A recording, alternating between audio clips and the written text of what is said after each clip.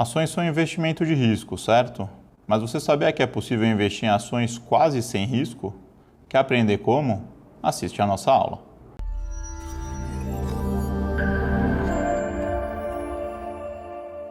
Ora Investimentos. Olá, sejam bem-vindos à segunda aula do curso Descomplicando Investimentos. Nessa aula, nós vamos falar sobre o risco de investir em ações. Esse curso é totalmente gratuito, ele é baseado no livro Descomplicando Investimentos, então ele é uma oportunidade de você aprender mais sobre investimentos, além de você conhecer um pouco do conteúdo do livro, entender como ele pode te ajudar a investir melhor, obtendo retornos maiores e com menos risco. Além de tudo, antes de começar a aula, vou pedir para você, se gostar da aula, por favor, dar um like, deixar seus comentários, compartilhar esse vídeo, já que o curso é gratuito, nos ajuda muito quem pode compartilhar, enfim, interagir com a gente de alguma forma. Então vamos à aula. Com certeza, você já ouviu falar que ações são investimento de risco. Isso é verdade. Todo tipo de investimento tem um risco associado, renda fixa tem risco, poupança tem risco e as ações, obviamente, não poderiam ser exceção. Existe um risco, sim, associado ao investimento em ações. Mas o que a maioria das pessoas não sabe é qual é esse risco, de quanto é o risco que a gente está falando no investimento em ações. Então, se a gente quer discutir o risco de investir em ações, a primeira coisa que a gente vai fazer nessa aula é definir o que é o risco de investir em ações. Então, para o propósito dessa aula, o que a gente vai falar é o seguinte: qual é o medo que as pessoas têm ao investir em ações? Ter prejuízo, quer dizer, eu investi um dinheiro, quando eu for retirar, ter menos do que eu coloquei. Então a gente vai considerar que esse é o risco, ou seja, o risco do investimento em ações é a probabilidade de você ter um prejuízo ao término do seu investimento. Para ter uma ideia de qual é o risco do investimento em ações aqui no Brasil, o que eu fiz foi utilizar os dados históricos do Ibovespa.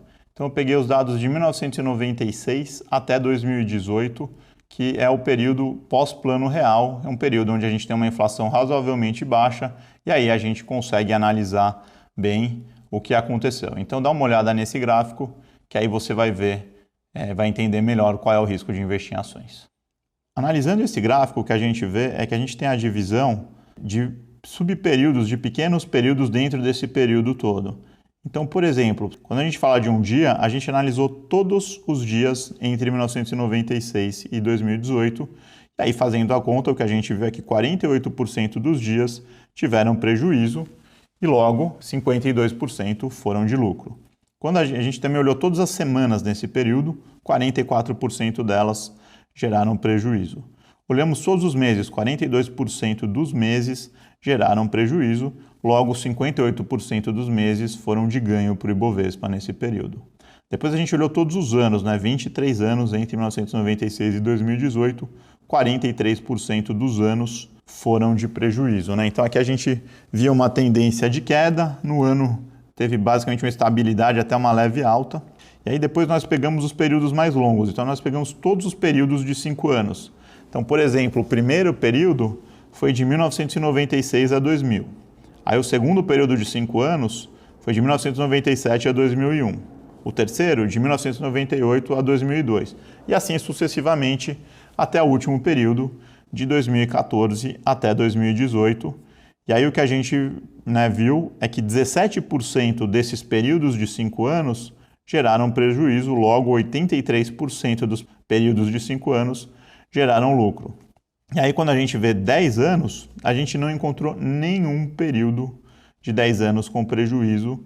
Em todos os períodos de 10 anos ou mais, o Ibovespa subiu. Então a gente, assim, desde o plano real, nunca aconteceu um período de 10 anos em que o Ibovespa tivesse resultados negativos, nem de 10, nem de 15, nem de 20. E 30 anos a gente não tem dados do Ibovespa, porque, enfim, de 96 a 2018 não completa 30 anos. Então, o que a gente vê é claramente uma tendência de queda. Quanto maior é o período, menor é o risco de prejuízo, sendo que o risco é extremamente baixo, praticamente zero para períodos muito longos. Mas uma coisa que chama a atenção é essa barra de um ano, que ela foge da tendência, em vez dela ser reduzida, ela cresce. E aí a explicação é muito simples. O que acontece é que 23 anos, embora seja um período longo, para análise estatística ele é curto, tá? Então, o que a gente pode ver? Os dias que a gente analisou nesse período de 26 anos são mais de 5.000 dias. Então, é bastante dia, hein? Quando a gente olha semanas, são mais de 1.000 semanas. Quando a gente olha mês, são mais de 200 meses. Mas quando a gente olha os anos, são apenas 23 anos. Períodos de 5 anos, então, apenas 19 períodos de 5 anos. Períodos de 10 anos, apenas 14. 15 anos, 9. 20 anos, apenas 4 períodos, e 30 anos, como a gente falou, nenhum período. Ou seja, o que acontece? A gente tem poucos dados. Então, estatisticamente, quando você faz uma análise estatística, o que acontece? Você tem muitos dados, o que acontece é que a sua margem de erro acaba sendo menor. Com poucos dados, a margem de erro fica muito grande. Então, o que a gente vê nesse período de um ano é que é um erro estatístico, né? Quer dizer, com poucos dados, ele acabou saindo, né? Aqui ainda vale a pena dizer, o ano de 2010 teve um prejuízo de apenas 3%, o ano de 2012 apenas 2%, ou seja, esses anos foi praticamente um empate da Bolsa, só que ele conta com um prejuízo, quer dizer, se tivesse um único pregão com um retorno de mais de 3%, virava e seriam anos com resultados positivos. Se esses 2 anos tivessem virado, aí a média seria de 35%. Então, quer dizer, aqui a gente entende claramente que o que falta para essa nossa análise é uma quantidade maior de dados, é uma quantidade maior de anos. Infelizmente, a gente não consegue fazer isso direito aqui no Brasil por causa do período de grande inflação que a gente viveu antes do Plano Real. Mas a gente falou, pô, como é que a gente vai ver para ter certeza se isso aqui faz sentido? Aí a ideia foi buscar dados no mercado norte-americano, que é um mercado que teve uma grande estabilidade, né, pequena inflação, mas que tem dados, né, muito mais antigos. E aí nós buscamos 2 indicadores do mercado norte-americano. Nós buscamos o S&P 500, que é o melhor índice para você ver o mercado americano, porque ele engloba as 500 maiores ações dos Estados Unidos, né? Então ele reflete com muita precisão o que aconteceu no mercado acionário norte-americano. E aí nós conseguimos dados desde 1951. E além disso, a gente pegou o Dow Jones, que é um índice mais antigo ainda do que o S&P. E o Dow Jones, ele é um pouco menos preciso, são 30 ações apenas, mas aí nós conseguimos dados muito antigos, desde 1897.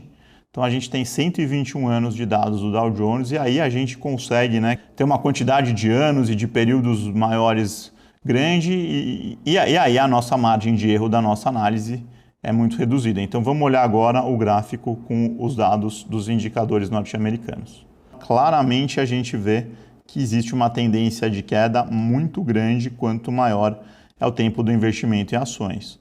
O S&P 500 são as colunas em azul escuro, então a gente vê 46% de prejuízo nos períodos diários, 43% nas semanas, 40% dos meses com perda, 27% dos anos, 22% nos períodos de 5 anos, 12% nos períodos de 10 anos e nos períodos de mais de 10 anos, 0. Não houve nenhum período com prejuízo do S&P 500. Já no Dow Jones, a gente vê que os dados são muito parecidos, né, nos períodos de um dia, uma semana e um mês. Aí um ano 35%, 5 anos 26% de períodos de prejuízo, 10 anos 18%, 15 anos 13%, 20 anos 5% e 30 anos 1%. Então aqui a gente entende porque a gente incluiu o Dow Jones, quer dizer, ele tem uma história mais longa. Ele viveu um período muito ruim da história, que nem o S&P nem o Ibovespa viveram, que foi o começo do século passado, né? Então ele passou pela Primeira Guerra Mundial, ele passou pela Grande Depressão, que foi a maior queda que teve na Bolsa de Valores norte-americana, e ele passou pela Segunda Guerra Mundial. O S&P 500 ele vem no período pós-guerra. Então, por isso que o Dow Jones tem resultados piores. Mas, assim, o que é interessante notar? Quando a gente olha um dia, uma semana e um mês, o Ibovespa, o Dow Jones e o S&P são muito parecidos. Por quê? Porque o Ibovespa tem uma quantidade de dados muito grande nesses períodos. Então, ele fica muito próximo. Nos outros períodos, os dados do Ibovespa é aquilo que a gente falou, eles têm uma margem de erro grande.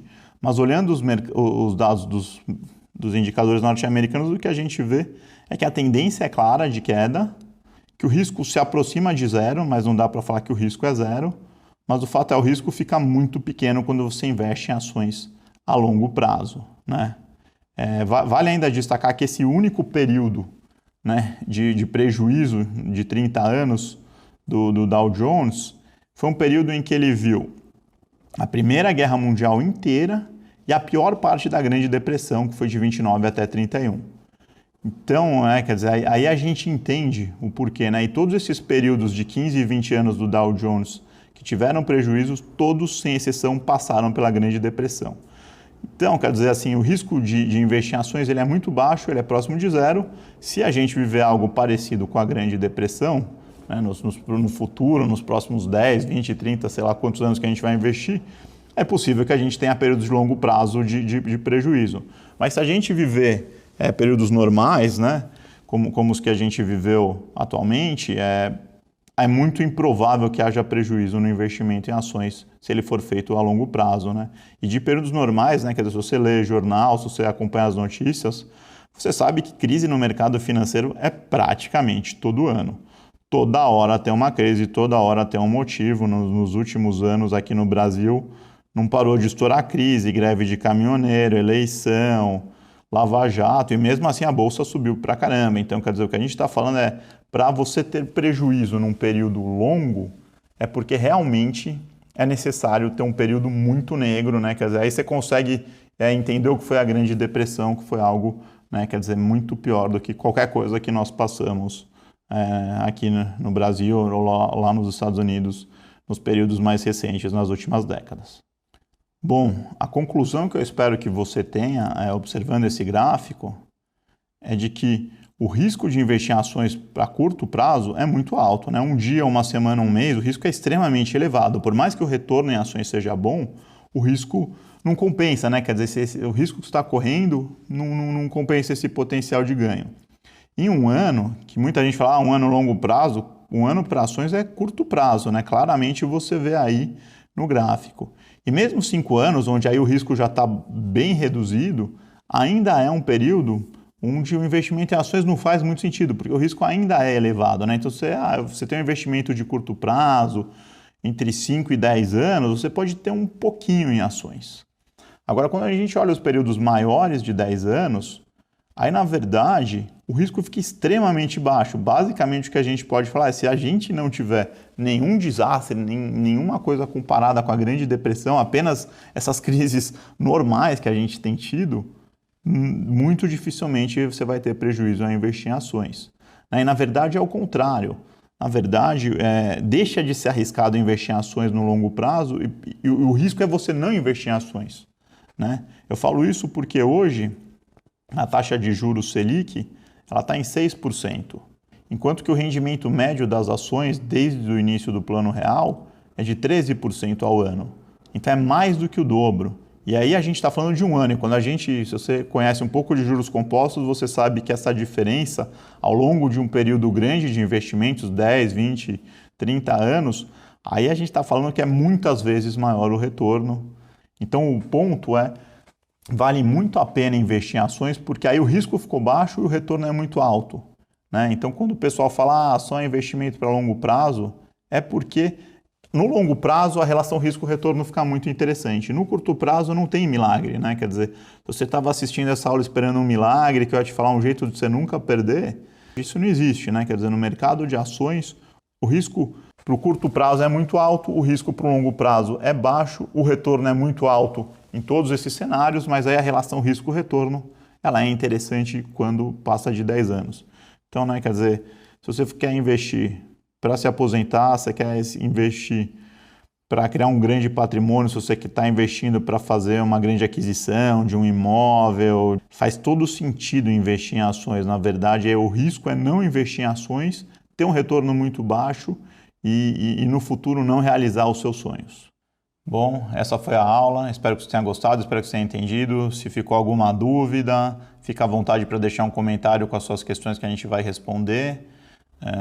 Se você gostou do curso, quer continuar acompanhando o curso, curte as nossas redes sociais, curte o nosso canal no YouTube, porque aí você pode já ver os materiais anteriores e pode conhecer, vai ficar sabendo quando a gente lançar novas aulas. Se você quiser comprar o livro Descomplicando Investimentos, ele está disponível no site da OR ou nas principais livrarias. Basta digitar no Google que você vai encontrar, né, várias opções de preço, você escolhe a melhor para você. E é isso, então obrigado e até a nossa próxima aula.